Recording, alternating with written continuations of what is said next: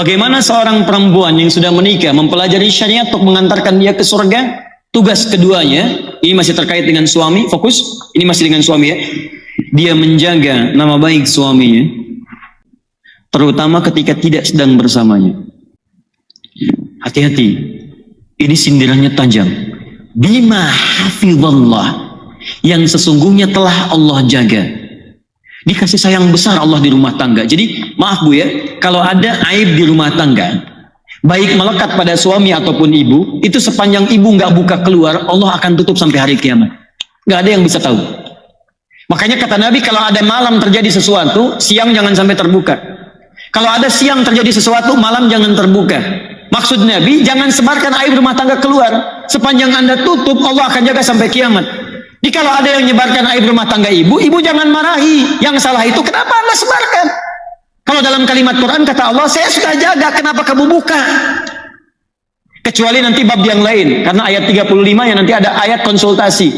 Kalau ibu bertanya pada seseorang yang memberikan solusi, itu boleh ibu sampaikan. Tapi kalau ada orang-orang tidak punya kepentingan dan tidak kapabel di bidangnya, jangan coba-coba dibagi. Karena yang pertama, ibu melakukan sesuatu yang dilarang oleh Al-Quran. Yang kedua, menurunkan status kesolehan ibu di hadapan Allah Subhanahu wa Ta'ala. Di para istri yang senang berbagi kisah tentang suaminya pada orang lain, itu sebetulnya sedang mengurangi nilai kesolehannya di hadapan Allah Subhanahu wa Ta'ala. Hati-hati. Dan ayatnya turun hanya untuk perempuan, bukan laki-laki. Apa nama suratnya? Surat apa itu tadi? Surat keempat? An-Nisa. Apa artinya An-Nisa? Bukan perempuan, bukan wanita. Ingat perjanjian kita di pertemuan lalu. Kalau tidak tahu katakan Allahu a'lam. Baik. Jadi apa artinya An-Nisa? Bukan Allahu a'lam.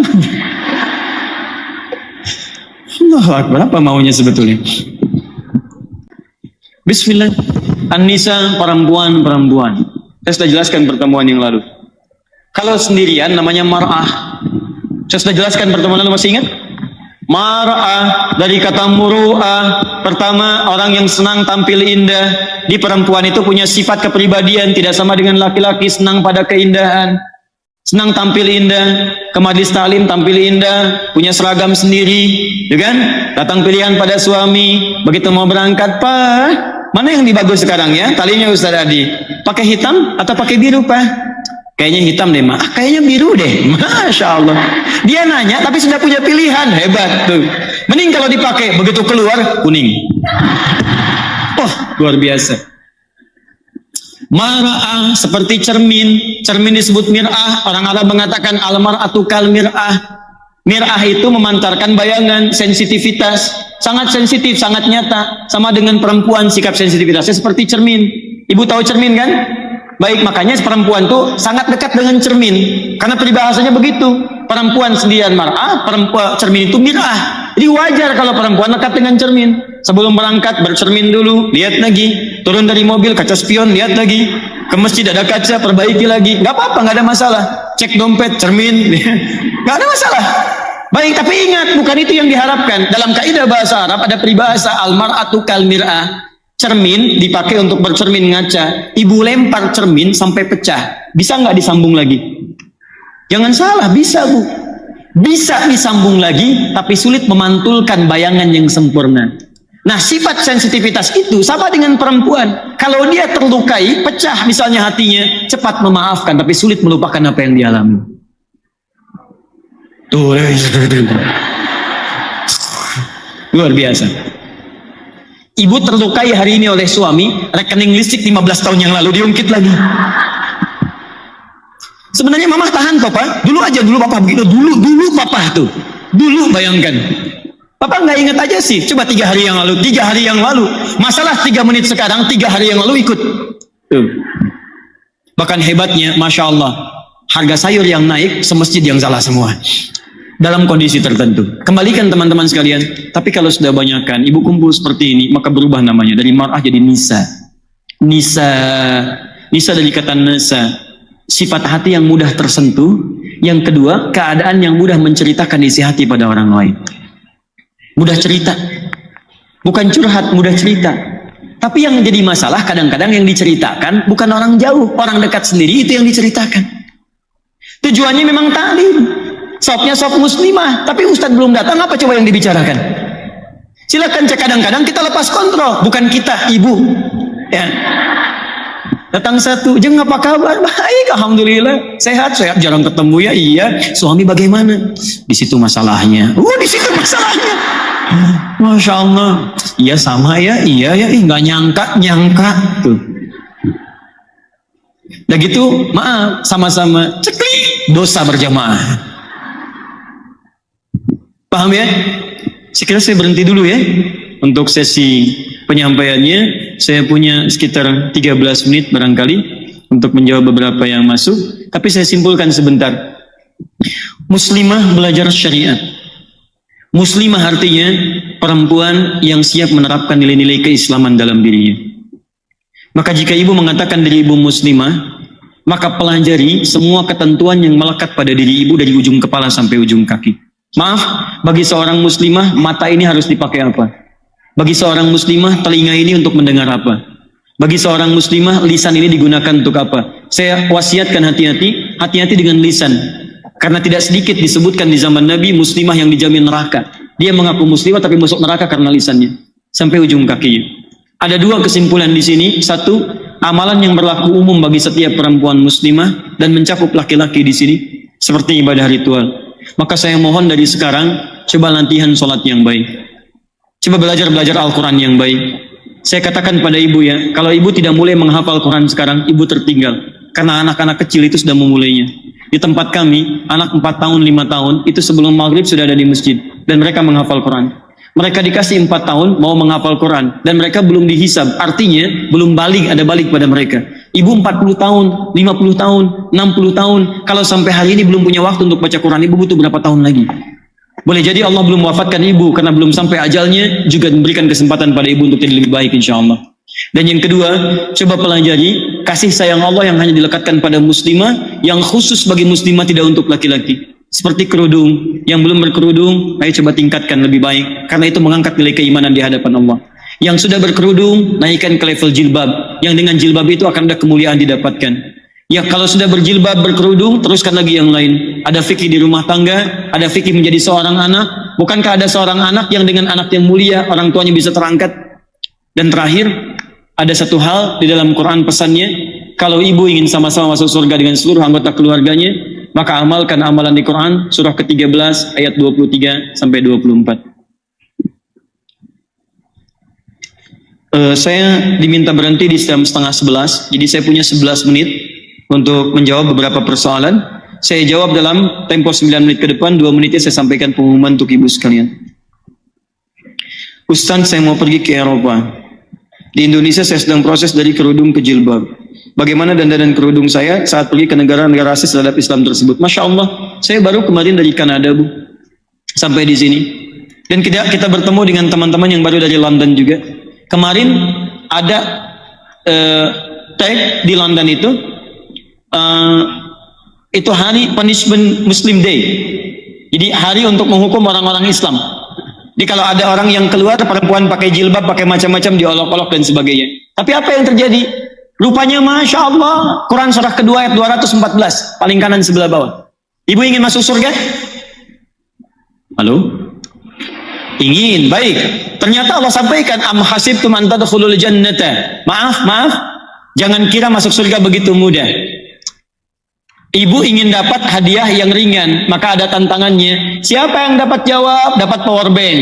Jawabannya, maaf, begitu dijawab pertanyaan ringan, jawabannya ringan, hadiahnya ringan. Tapi surga, sesuatu yang sangat indah, belum didapatkan di bumi, belum terlihat di bumi, maka tantangannya tidak mudah. Kata Allah, am hasibtum an tadkhulul jannata wa lamma ya'tikum mathalul ladzina khalau min qablikum. Kalau Anda ingin masuk surga, ada ujian-ujian, tantangan yang harus dihadapi. Masathumul ba'sa, ringan. Dharra, ada sentuhan fisik. Wa zulzilu, sudah menggoncang kepada hati. Lihat baik-baik, ketika ibu ingin masuk surga, di antara caranya, ini ada yang melekat pada perempuan, pakai jilbab, dari kerudung ke jilbab dan sebagainya. Ibu bertanya, saya mau ke Eropa Ustaz, bagaimana tantangannya ketika ada ISIS? Lihat baik-baik rumusnya. Surga, tantangannya ringan, menengah, berat. Semakin dinaikkan tantangannya, itu tanda semakin Allah ingin mempercepat ibu ke surga dalam kemuliaan. Jika orangnya imannya ringan, maka dia akan diberikan tantangan yang ringan. Jika imannya masih menengah, Allah berikan dengan cara yang menengah. Tapi jika imannya sudah ingin Allah tingkatkan dengan lebih kuat, maka dia diberikan tantangan yang kuat untuk menghadapinya. Karena mustahil Allah memberikan ujian kecuali sesuai dengan kadar kesanggupannya. La yukallifullahu nafsan illa. Ibu berjilbab di Indonesia ringan karena rata-rata orang berjilbab. Ibu datang ke Saudi berjilbab ringan karena semua orang di sana rata-rata perempuan berjilbab. Tapi ketika Allah mengirim ibu ke Eropa, Masya Allah, yang banyak tidak berjilbab, yang kadang-kadang menyoal yang berjilbab, ibu dinaikkan levelnya kepada tingkat yang paling tinggi. Ketika ibu dihadapkan pada suasana itu, yakinkan pada diri ibu, Allah sedang ingin menaikkan status ibu pada tingkat yang paling tinggi. Mungkin disitulah surga ibu ingin dipercepat diberikan kepada ibu. Kalau Allah yakin dengan ibu, ibu jangan ragu. Allah saja yakin dengan ibu, kenapa ibu tidak yakin dengan diri sendiri? Maka kenakan dengan penuh kemuliaan. Ketika mereka bertanya, tunjukkan kemuliaan bagi perempuan berjilbab. Kata-katanya bagus, kalimatnya mulia, kejujuran ditampilkan. Begitu semua itu tampak, Allahu Akbar. Demi Allah Bu ya, ingat, kita tidak akan bebas dari celaan. Kalau ibu orang baik, ibu akan dicela oleh orang buruk. Kalau ibu punya sifat buruk, ibu akan dicela oleh orang baik. Apakah ibu datang ke sini tiba-tiba bebas begitu saja? Tidak. Ibu biasa kumpul-kumpul dengan teman-teman yang lain, tiba-tiba ke masjid. Begitu ibu ke masjid menghadis taklim, pertama kali ketahuan oleh teman-teman, maka muncul dari teman-teman kalimat Soleha. Padahal nama ibu Nina misalnya, dipanggil Soleha. Ingat, ketika kalimat itu meluncur dari teman ibu, sebetulnya bukan ingin mencela ibu, tapi Allah ingin menampakkan di lisan teman ibu bahwa status ibu sedang naik di hadapan Allah Subhanahu wa taala. Makanya bahagia cara pandangnya dengan jangan cara pandang akal. Capek kalau pakai akal, pakai iman. Kalau kalimat jelek meluncur dari orang baik, artinya ada muhasabah pada diri kita, ada yang salah, ada yang keliru. Tapi kalau kalimat baik meluncur dari lisan orang jelek, jangan dilihat sebagai hinaan, dilihat sebagai pengakuan dari Allah dititipkan kepadanya. Ibu nggak pernah ngaji, tiba-tiba ngaji, meluncur dari teman-teman kalimatnya, duh, ahli Quran. Sebetulnya bukan celaan, tapi itu dititipkan oleh Allah untuk mengangkat status ibu. Dan jangan berlebihan, alhamdulillah emang. Itu menurunkan lagi.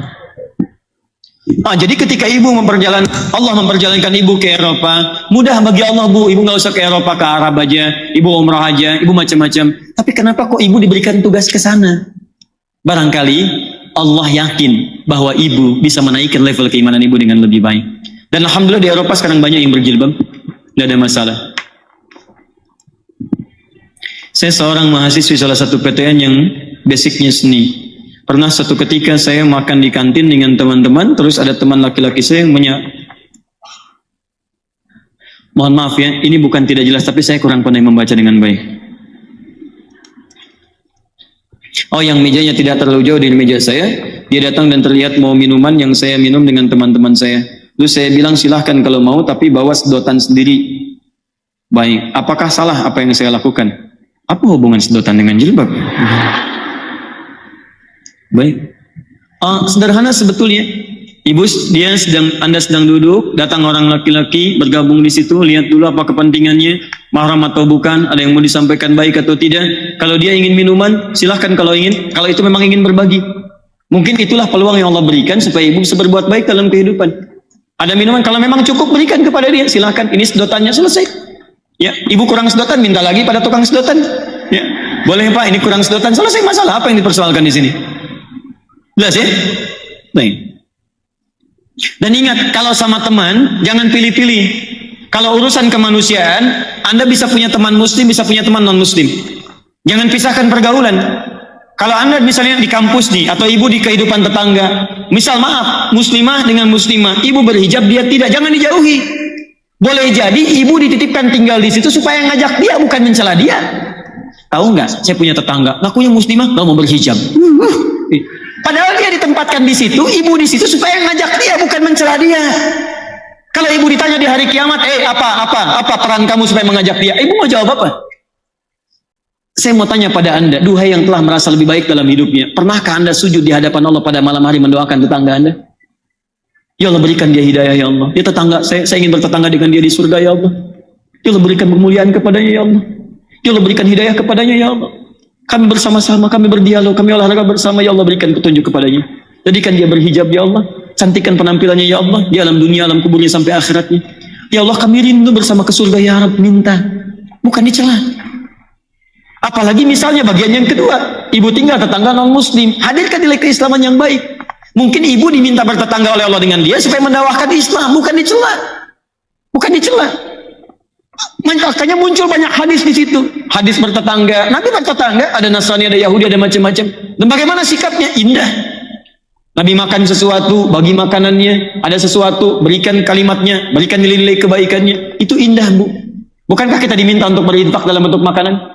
Jika seseorang memasak kemudian baunya sampai ke tetangganya, maka bagikanlah tetangganya itu, walaupun cuma apanya? Kuahnya. Baca hadisnya dengan sempurna. Maksud dari situ, kalau ibu masak kuahnya aja, sekalipun cuma kuahnya, bagi juga supaya dia berprasangka baik kepada ibu. Ibu masak kuah, misalnya kuah opor ayam, cuman kuahnya, tapi nggak bagi, tetangga mencium baunya. Masak opor nggak bagi-bagi, padahal cuman kuah. Makanya bawa kuahnya, sampaikan kepada dia. Aduh, mohon maaf, memang cuma ada kuahnya, barangkali di situ ada ayamnya, silahkan diisi aja. Sederhana. Tapi apakah hadis yang mengatakan kalau tetangganya muslim saja? Tidak. Mau muslim, mau muslimah, ibu kasih. Ibu masak rendang, selesai rendangnya. Tetangga ibu misalnya Kristen, sampingnya lagi Buddha, antarkan, jangan dipilih. Sampaikan, ketok pintunya. Begitu sudah diketok, Bu, ini saya ada sedikit rendang, barangkali bisa dinikmati. Ibu baik sekali, terima kasih. Bukan baik, sebetulnya Allah yang memerintahkan saya untuk berbagi. Begitu kalimat Allah keluar dari lisan ibu, sampai ke dalam hati dia, jadi hidayah untuk dia. Besoknya lagi ibu ketemu dengan dia, Masya Allah, Bu, Allah belum perintahkan ibu bikin rendang ya hari ini. Besar manusia, luar biasa. Bagaimana Ustadz jika selama pernikahan suami susah diajak tahajud dan sholat subuh belum tepat waktu? Mohon penjelasan dan solusinya. Ibu kenal Firaun?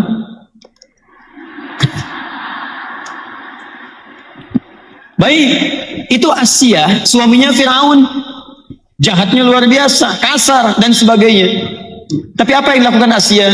Dakwahi dengan penuh kelembutan. Pertama ditutup imannya, disuruh pindah, dia tidak mau, sampai dihukum sampai meninggalnya. Tapi apa yang dilakukan? Ada doa, ada kemuliaan, ada kebaikan di situ. Suami ibu bukan Firaun. Dia masih muslim, masih baik. Maka pertama dilakukan berdoa dulu kepada Allah Subhanahu wa taala. Minta doa dengan baik. Setelah berdoa, kemudian tajamkan lewat praktek dengan anak-anak. Caranya dengan anak-anak, jangan paksa dulu. Karena suami itu pemimpin. Ciri khas pemimpin tidak mau dipimpin. Ingat itu. Maka ibu masuk lewat anak-anak. Yuk anak-anak bangun yuk. Begitu kelihatan besoknya suami bangun sendiri. Pertama terpisah. Setelah terpisah ibu yang mengajak. Pak, daripada papa sendirian, papa jadi imam nih. Kami di belakang jadi makmum. Setelah selesai papa berdoa, di belakang mengaminkan. Setelah itu ibu cium tangannya, anak-anak dicium. Setelah itu sama-sama beristighfar. Sampaikan ucapan terima kasih, syukur pada Allah. Ya Allah, terima kasih mengirimkan papa menjadi pendamping dalam kehidupan kami. Ya Allah, sehatkan papa ya Allah. Ya Allah, berikan kemuliaan kepada papa. Kalau sudah seperti itu, ada kemuliaan dan keindahan dalam kehidupan rumah tangga. Jelas sampai sini?